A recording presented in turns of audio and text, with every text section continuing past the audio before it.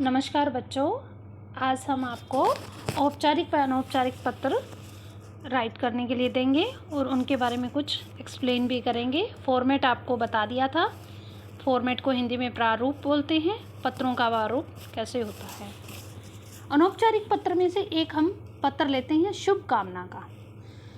शुभकामना कैसे कि आपके कोई फ्रेंड हैं, आपके कोई चाचा चाची हैं, आपके कोई रिलेटिव हैं, उनको हम कोई फेस्टिवल की, जैसे ईद कर लो, होली, दिवाली, क्रिसमस, ऐसे कई फंक्शन आते हैं, कई फेस्टिवल आते हैं जिनके ऊपर हम किसी को शुभकामना संदेश देते हैं। ठीक है, अब इसके बारे में पत्र लिखेंगे। हेडिंग क्या है हमारी?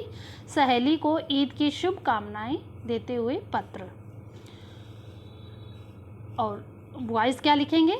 मित्र को ईद की शुभकामनाएं देते हुए पत्र।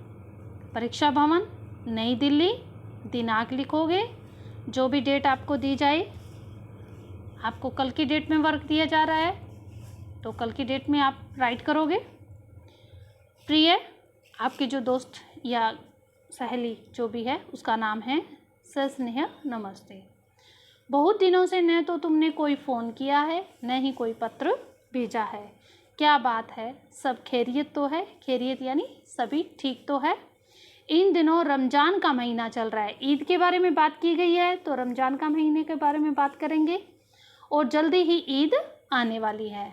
जब रमज़ान का महीना ख़त्म हो जाता है तो ईद आती है। मैं जानती हूँ तुम इन दिनों में रोज़ा रख रही होगी। जैसे हमारे हिंदुओं में व्रत वगैरह होते हैं, उसी तरह मुस्लिम लोगों में भी रोज़ा रखा जाता है। शायद इसलिए तुम मुझे भी भूल गई होगी। मुझे पिछले साल की ईद याद आ रही है। पिछले साल ईद पर मैं तुम्हारे साथ थी। कितना मज़ा आया था। तुम्हारी अम्मी ने जो सेवियां बनाई थी उनका स्वाद आज भी मैं नहीं भूली हूँ। इस साल तो मैं तुम्हारे पास आ नहीं सकती, पर तुम्हें मीठी मीठी शुभकामनाएं ज़रूर भेज रही हूँ, जिससे कि मेरी शुभकामनाएं तुम्हारे जीवन में मिठास भर दे। ये इतना पैरा यहाँ ख़त्म हो जाएगा तो फिर हम नेक्स्ट लाइन में जो ऊपर के लिखे हुए हैं लाइंस, उन्हीं के इक्वल चलते रहेंगे। नीचे की लाइन में लिखेंगे, अपने घर के सभी लोगों को मेरी ओर से, मेरे परिवार की ओर से ईद की शुभकामनाएं देना। फुर्सत मिले तो पत्र लिखना, यानी टाइम मिले तो पत्र लिखना और फ़ोन भी करना। शुभकामनाओं के साथ तुम्हारी सखी, जो भी आपका नेम हो। अगर ऊपर परीक्षा भवन लिखा हुआ है तो नीचे क लिखोगे। ये है आपका अनौपचारिक पत्र शुभकामना का। ठीक है, 2 प्रकार के पत्र बताए थे। ठीक है, 2 प्रकार के पत्र बताए थे, औपचारिक और अनौपचारिक। अब औपचारिक पत्र देखो। कैनरा बैंक मयूर विहार में आपका खाता है। आपकी चेक बुक समाप्त हो गई है।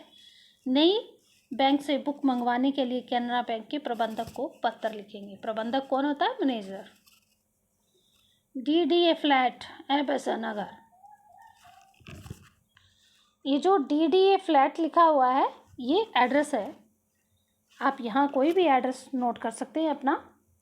और एबसा नगर यानी जिस मोहल्ले में, जिस नगर में आप रह सकते हो उसका नाम दे सकते हो। नई दिल्ली लिख सकते हो, प्रबंधक लिख सकते हो। ठीक है, नई दिल्ली प्रबंधक।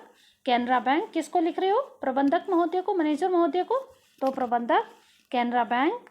शाखा कौन सी है? मयूर विहार फेस। ज़रूरी नहीं आपको एड्रेस दिया हो, कई बार एड्रेस खुद के पास से भी लिखा जा सकता है। कई बार एड्रेस आपको हेडिंग में दिया होता है। नई दिल्ली। विषय क्या है? हमने नई चेकबुक जारी करने के संबंध में लेटर लिखना है। ठीक है, महोदय, निवेदन है कि आपके बैंक में मेरा बचत खाता है जिसका विस्तृत यानी पूरा ब्यौरा, विवरण इस प्रकार है। नाम लिखोगे अपना, पता लिखोगे। पता वही होना चाहिए जो आपने स्टार्टिंग में लिखा है। खाता संख्या आपकी लिखी होनी चाहिए। अनुरोध है कि यथाशीघ्र यानी जल्दी से जल्दी 100 पृष्ठों वाली, 100 पेजों वाली एक नई चेकबुक मेरे आवास पे स्पीड पोस्ट करें, यानी मेरे घर पर स्पीड पोस्ट करें, भिजवाने की व्यवस्था करें। धन्यवाद भवदीय, जो भी आपका कख है या आपका नाम है। ठीक है, वो लिखेंगे, या तो क्या कहेगा लिखेंगे या अपना नाम लिखेंगे और दिनांक जरूर लिखेंगे। ठीक है, ये है आपका इतना वर्ब, ये है औपचारिक लेटर में। ठीक है, इन लेटर में लाइन कहाँ स्किप करनी है? लाइन कहीं नहीं स्किप करनी है। जो लेटर आपको ये देखो, DDA फ्लैट, MSA नगर, नई दिल्ली, प्रबंधक, ये सारे इक्वल लिखते जाने हैं एक एक लाइन में। ठीक है, इस लेटर में कहीं भी लाइन लेफ्ट नहीं है आपकी। इस लेटर में आप परीक्षा भवन, नई दिल्ली, दिनांक, वो ही लिखोगे, तीनों इक्वल लिखते जाओगे। दिनांक के नीचे 1 लाइन स्किप करोगे, प्रिय जो आपका दोस्त का नाम है वो लिख दोगे, फिर 1 लाइन स्किप करके फिर सर स्नेह नमस्ते, फिर 1 लाइन स्किप करके फिर आप अपना मैटर लिख सकते हैं। ठीक है बच्चों, धन्यवाद बच्चों, धन्यवाद।